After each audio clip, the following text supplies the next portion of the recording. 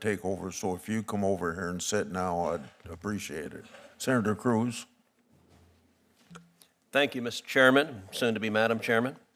Thank you for hosting this very important debate and this very important hearing. The American people in November issued a clear and unequivocal mandate. The open borders we've had for the last 4 years must be closed.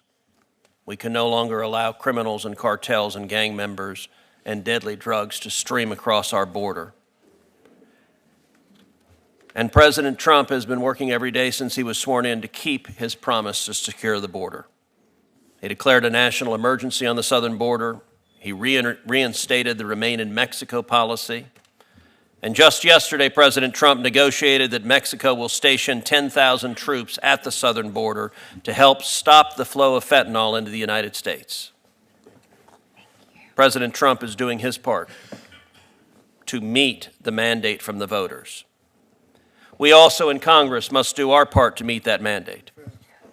That's why I hope that this committee supports the Halt Fentanyl Act, an act to permanently classify fentanyl-related substances as Schedule I under the Controlled Substances Act.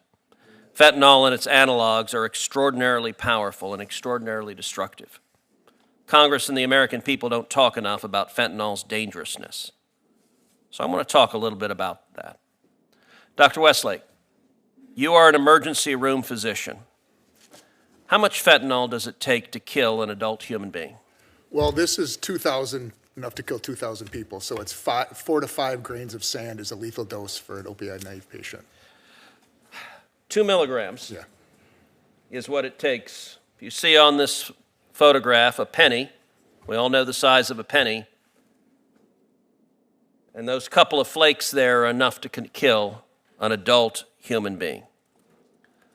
Dr. Westlake, last year, approximately how many people died due to fentanyl overdoses?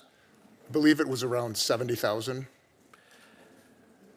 This means, on average, 6,250 people died every single month due to fentanyl. And it's a number that tragically has skyrocketed during the Biden-Harris years. Sheriff Barnes, as a law enforcement professional on the front lines of the battle with fentanyl, can I ask you how many pounds of fentanyl were seized by Customs and Border Patrol at the border last year? Senator, unfortunately, I can't answer that. I can answer for my organization, but I know it was a lot and growing. It's 2,250 pounds of fentanyl. An astronomical figure. And let's actually, I want to put this into context. This packet of Sweet and Low. This packet, if it were full of fentanyl, could kill 500 people. Now take a look at this container. It's a container we're all familiar with. If this were full of fentanyl, it could kill 368,500 people. That's more than the entire population of Corpus Christi, Texas, or Lubbock, Texas. Now let's look at another packet. Something, again, all of us likely have in our kitchen. This single bag of sugar, if it were filled with fentanyl, could kill 905,000 people. Almost 1 million people. This single bag could take out the entire population of Austin, Texas, the capital of my home state. Now imagine 562 of these bags. That's how much fentanyl came into the United States of America in a single month. And how many lethal doses of fentanyl is in 562 bags? What came in a single month last year? 510 million lethal doses. In 1 month, more fentanyl came into America than it would be needed to kill every single man, woman, and child in the United States. This is a crisis we have to solve.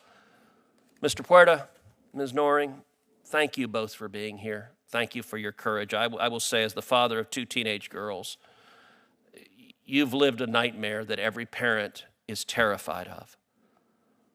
What I would ask is, what would you say to parents at home? What do parents at home need to know about this? What do teenagers and kids at home need to know about the dangers of fentanyl? If you don't think this can happen to you, I'm very sorry, but you're very sorely mistaken. This is taking everybody by storm. That's what I would tell every single parent.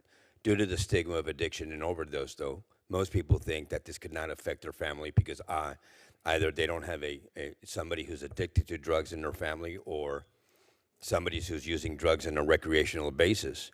But children make mistakes. I do not condone my son Daniel wanting to self-medicate during the height of the pandemic for his whatever was happening in his head. I do not condone it. He made a mistake, and the price that he paid was his life. Children are supposed to make mistakes but not die from them, period. And that's what's happening every single day, 22 times a week in the United States of America. We have to stop this. Amen. Ms. Doring? I echo the same thing. You know, that whole saying, not my kid, take that out of your vocabulary because it could very well be your kid. We had every conversation with our children about addiction because unfortunately on both sides of our family, we have members that suffer from STD. But nobody at the time was talking about this crisis. So I feel robbed of a conversation I could have had with my son that could have saved his life. So take that out of your vocabulary. This very well could happen. And it can very well happen. These dealers are on Snapchat, all platforms, every single one of them. And we've reported them. I know Mr. Porta's reported them. And I shouldn't put a number out there, but majority of the time it comes back as this does not violate our standards. So monitor your children's social media accounts. Have the conversation. It could save your child's life. Thank you for your courage. Senator. Thank you. Mr. Schiff. Thank you all for being here.